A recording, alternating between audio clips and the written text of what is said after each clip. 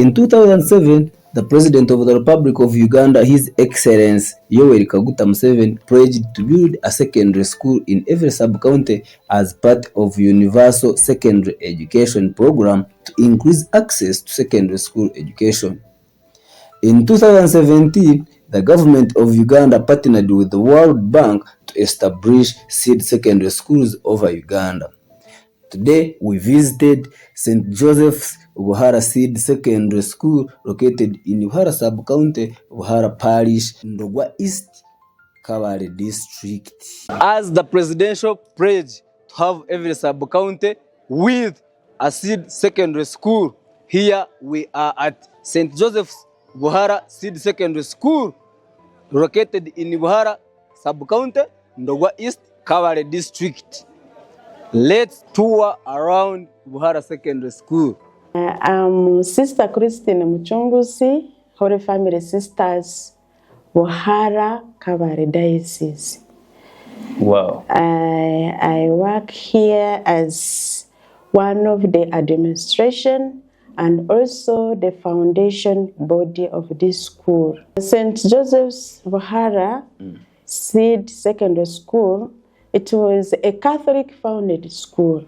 It was founded or started in 1990 by the community headed or organized, helped by the parish leaders. Those are the priests, the Christians, because of the challenges that was being faced in the community around here.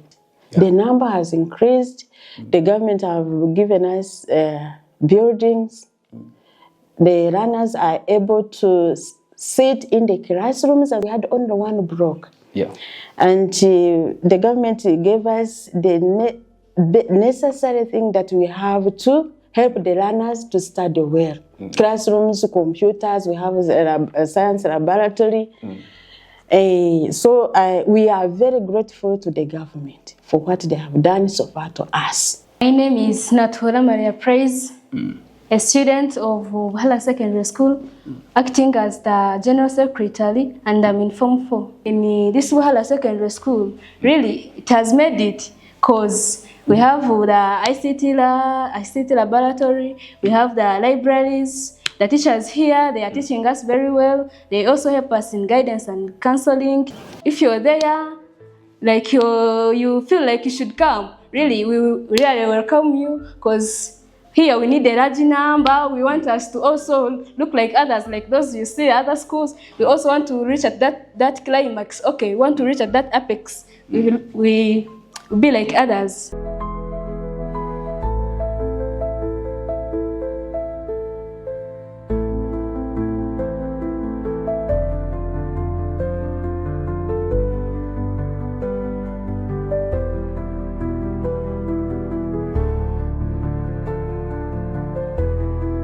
We are grateful. That one, we have grateful for what really the government have done to us. We have some challenges. The classrooms are not enough. The number increased when the government gave us structure. The number of students increased. We don't have enough classrooms. So after the government gave you buildings, the enrollment became too high. It became high, increases year after year. Wow. So we don't have enough classrooms for our learners. We are grateful to the government of Uganda, and we call upon that as our enrollment is increasing, if you can at least add give us some staff, it is a request. And also for the classrooms, have runners who don't, especially who don't have, those who are doing electives. So when they have electives, some they study in the compound under the trees. So it is our appeal that to take it to the government, a request to the government. We are grateful, and thank you so much for visiting our school. My name is Sandy Silva. I'm the chairperson PTA for St. Joseph's Buhara Secondary School. This school is very much important as far as our community is concerned, because this is the only seed secondary school in the sub-county, and it is providing mixed education for both boys and girls. So it is providing education at a good standard, and it is helping our children to acquire education from short distance without traveling long distances.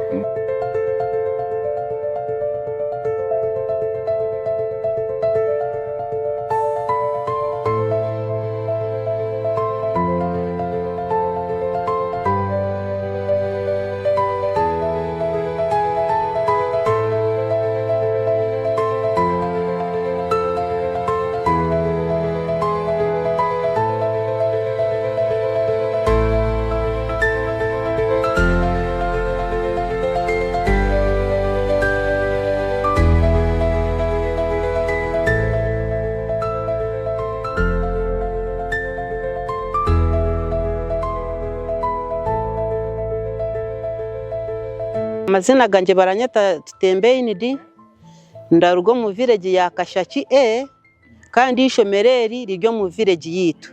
Ishomero rya Buhareri niturisima nkitwe kutura naryo riratuyamba nkabuti nyonyinente za zero grazing nindi hamate ni inshomesa z'amabana agomate nigo gari kwera abana. Previously the school had poor structures, but then now it has good structures. These structures are modern, and they are accommodating our students. And this one has increased on the enrollment of students. Nitusima government ya Muzeyi Museveni okutuha ishomero hihi rikatuha buhereza buri muntu we no buhereza na busimu mwebale munonga. Remarks goes appreciation to the government of Uganda. The government of Uganda for putting an initiative of starting seed schools, and our school has become one of the beneficiaries of these schools. So I thank the government very much for that support, because now our parents are very happy with the school. With me, I have the head teacher of St. Joseph's Buhara Seed Secondary School. Good evening, Madam. Good evening, sir. And we would like to know who you are. I am Grace Mukunde, the head teacher of Buhara Seed Secondary School. The school was started as a private school some years back. It operated as a day school with some section of private arrangement for hostel, where some students from far would be studying, staying in the hostel. Then later on, in 2022, it was taken up by the government. Actually, the inauguration was on 22nd of March 2022. And that is how I came in as the head teacher of the school. It has been done, as you might have toured around. Structures were put up. We have classrooms, we have library, we have multi-purpose hall, we have science lab equipped with all equipment and apparatus. We have the library equipped with textbooks and all those study materials. We have ICT lab well equipped with the computers. Thank you. So everyone out there watching us would love to know the enrollment before the government took over and now as it took over in 2022.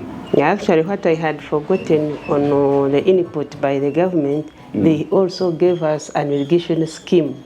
Irrigation scheme project where we grow vegetables for the students throughout the year. Wow. It gets the water from down in the swamp and then push it over to the gardens We have around 1.5 acres, which was provided by the foundation body.